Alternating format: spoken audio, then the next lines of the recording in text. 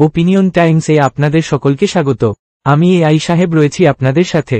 টানা 3 দিন বন্ধ থাকার পর সোমবার থেকে অন্ডাল বিমানবন্দরের উড়ান পরিষেবা চালু হচ্ছে। বিমানবন্দরের ডিরেক্টর কৈলাস মণ্ডল জানান, সোমবার থেকে অন্ডাল বিমানবন্দরে সমস্ত বিমান ওঠানামা করবে। বিমান পরিষেবা বন্ধ থাকায় ভোগান্তির শিকার হয়েছিলেন যাত্রীরা। তাদের অভিযোগ, বিমান বাতিলের কথা আগে থেকে জানানো হয়নি। বিমান ধরতে এসে বাতিলের খবর মেলায় সমস্যার সৃষ্টি হয়েছে। বুধবার থেকেই পশ্চিম বর্ধমানে ঝিরিঝিরি বৃষ্টি শুরু হয়েছিল। বৃহস্পতিবার থেকে বৃষ্টির পরিমাণ বাড়ে। বৃহস্পতিবার থেকে টানা বৃষ্টির কারণে পশ্চিম বর্ধমানের বিভিন্ন এলাকা জলমগ্ন হয়ে পড়েছিল। ডুবে গিয়েছিল রাস্তাঘাট, সেতু। অন্ডাল বিমানবন্দরেও বৃহস্পতিবার রাত থেকে জল জমতে শুরু করে। জলমগ্ন হয়ে পড়ে অন্ডালের কাজী নজরুল ইসলাম। বিমানবন্দর, রানওয়ে থেকে শুরু করে বিমানবন্দরে প্রবেশের রাস্তা, সর্বত্র জল দাঁড়িয়েছিল।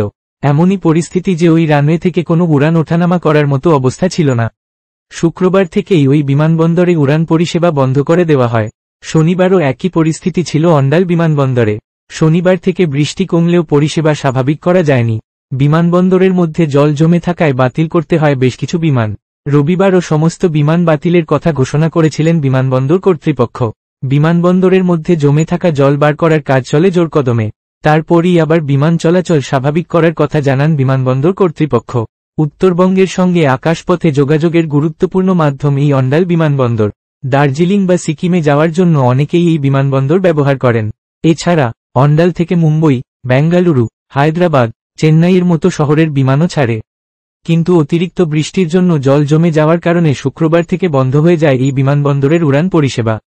স্থানীয়দের অভিযোগ, অন্ডাল বিমানবন্দরে যাতায়াতের রাস্তায় নিকাশি ব্যবস্থা ভালো নয়। দীর্ঘদিন ধরেই তাই সমস্যা চলছে। একটু বেশি বৃষ্টি হলেই বিমানবন্দর জলমগ্ন হয়ে পড়ে। এখন এই পর্যন্ত। নজর রাখুন, সঙ্গে থাকুন ওপিনিয়ন টাইমস। ওপিনিয়ন টাইমসে আপনাদের সকলকে স্বাগত।